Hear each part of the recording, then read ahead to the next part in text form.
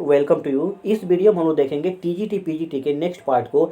इससे पहले हम लोगों ने 6 पार्ट तक कवर कर रखा है, जिसमें 84 नंबर क्वेश्चन तक हम लोगों ने डिस्कस किया है। ये सभी के सभी क्वेश्चन टीजीटी और पीजीटी के एग्जाम में कई बार पूछे जा चुके हैं। तो हम लोग 85 नंबर क्वेश्चन इस वीडियो में शुरू करने वाले हैं।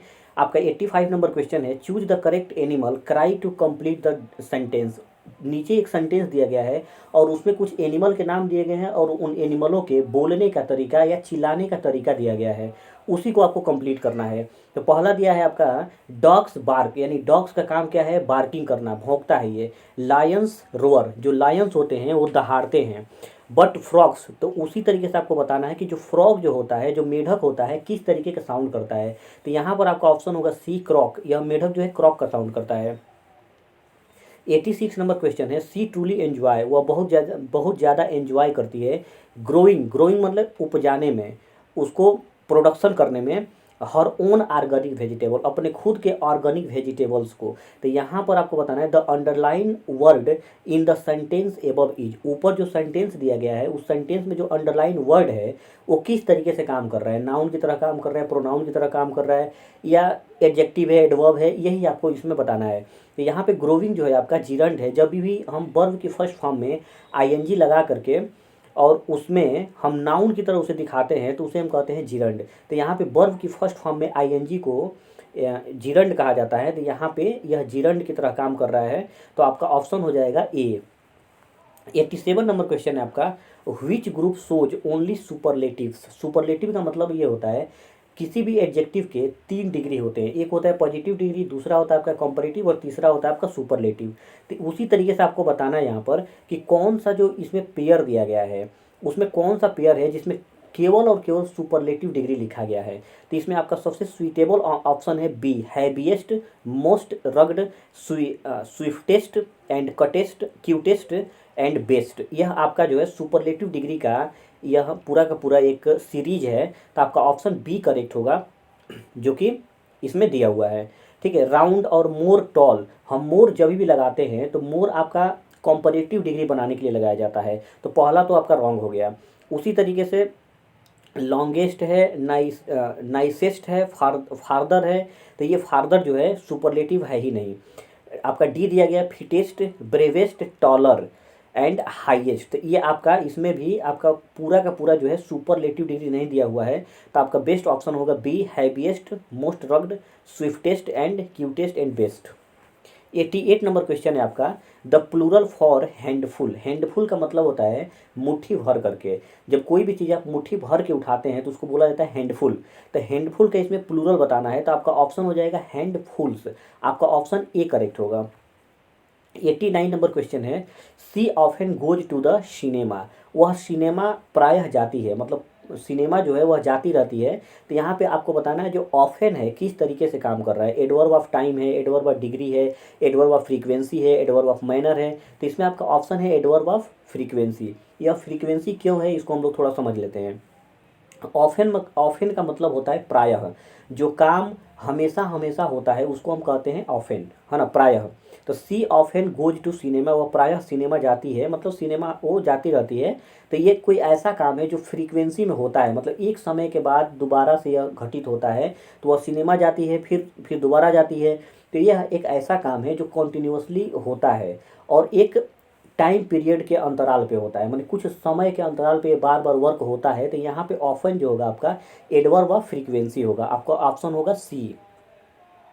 90 नंबर क्वेश्चन है, she barely left the room when the room fell in. She barely left the room. तो यहाँ पे आपको बताना है बेयरली जो है किस तरीके से काम कर रहा है। ठीक है। तो इसमें आपका ऑप्शन होगा B, adverb of degree. She barely left the room, उसने रूम को छोड़ दिया। When the roof fell in, जब रूफ गिरा। तो यहाँ पे adverb of degree, adverb of degree की तरह काम कर रहा है। ये डिग्री बता रहा है यहाँ पे, उसने रूम को छोड़ दिया। And when the roof fell in, जब छत गिरा, जब छत गिरी तो उसने बेयरली, काफ़ी तेज़ी से, जल्दी से उसने रूम को जो है छोड़ दिया। तो यहाँ पे आपका बी होगा एडवर्ब ऑफ डिग्री, क्योंकि यह डिग्री बता रहा है। 91 नंबर क्वेश्चन है आपका, indicate the underlined word which is the correct adverbial qualifications.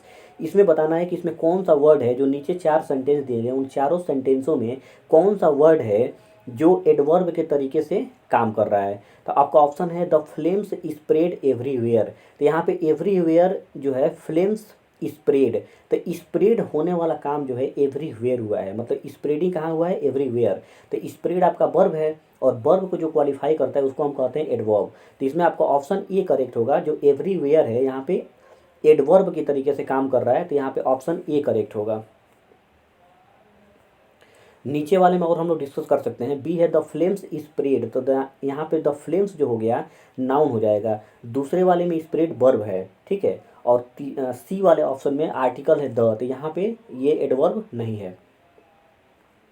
अब हम लोग देखें 92 नंबर क्वेश्चन है आपका, she slept soundly identify the nature of the underlined verb. तो इसमें जो सी सेलेक्ट साउंडली जो सेंटेंस लिखा गया है, इसमें जो सेलेक्ट को अंडरलाइन किया गया है, इस सेलेक्ट का आपको पार्ट ऑफ स्पीच बता देना है, मतलब ये किस तरीके से काम कर रहा है यही बताना है आपको। तो इसमें आपका ऑप्शन होगा बी इंट्रांजिटिव। इंट्रांजिटिव वर्ब वे वर्ब होते हैं जिनको ऑब्जेक्ट की आवश्यकता नहीं होती है, मतलब उन वर्ब के आगे आप ऑब्जेक्ट नहीं भी लिखेंगे तो उनका जो मीनिंग जो है अपने आप में कंप्लीट रहता है। तो यहाँ पे आपका ऑप्शन होगा बी इंट्रांजिटिव वर्ब। आपका 93 नंबर क्वेश्चन है, join into a single sentence. एक सिंगल सेंटेंस में इसको ज्वाइन करना है। तो he was absent from school, वह स्कूल से ऑब्सेंट था, मतलब स्कूल में वो गया नहीं था, अनुपस्थित था। ही वाज इल, वह बीमार था। तो यहाँ पे स्कूल नहीं जाना और नहीं जाने का रीजन भी दिया गया है, कारण भी दिया गया है। तो जब भी कारण को हमें दिखाना हो तो वहाँ पे हम कंजंक्शन बिकॉज लगाते हैं। तो इसमें आपको ऑप्शन, एक ही ऑप्शन में बिकॉज दिख रहा है, वो है आपका बी।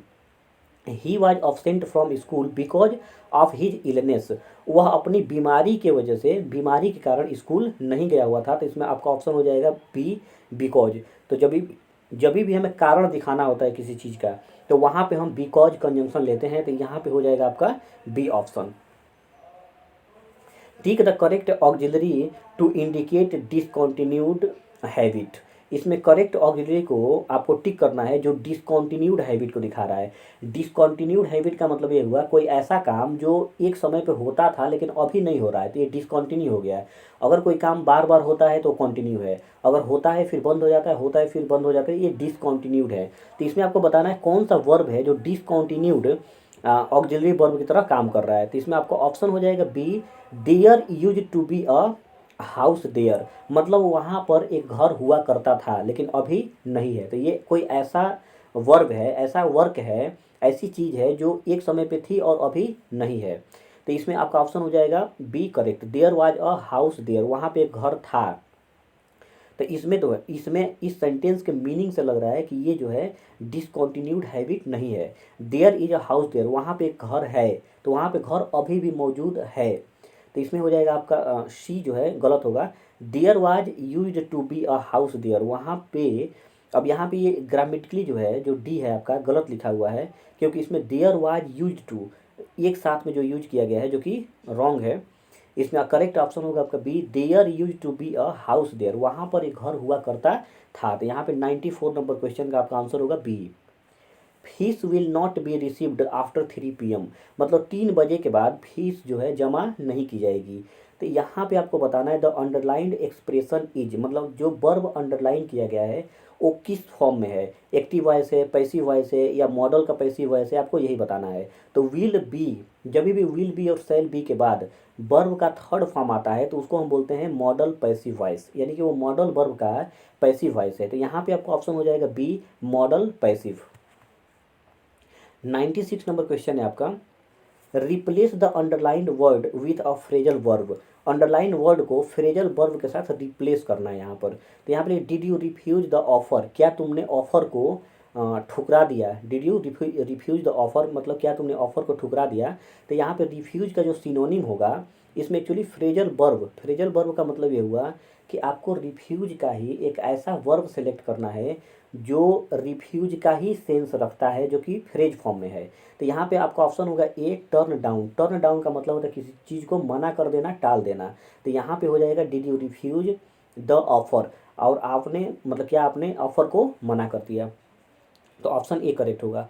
97 नंबर क्वेश्चन है, what will be the suitable prefix for the word decent.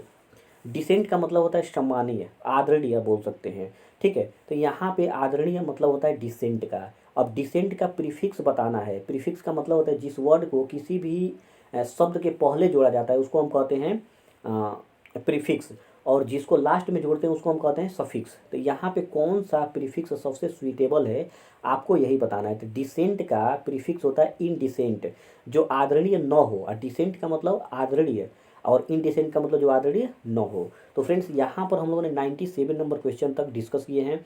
इसको आप देखें, अपने फ्रेंड्स तक शेयर करें, इस चैनल को सब्सक्राइब भी करें। Thanks for watching my video.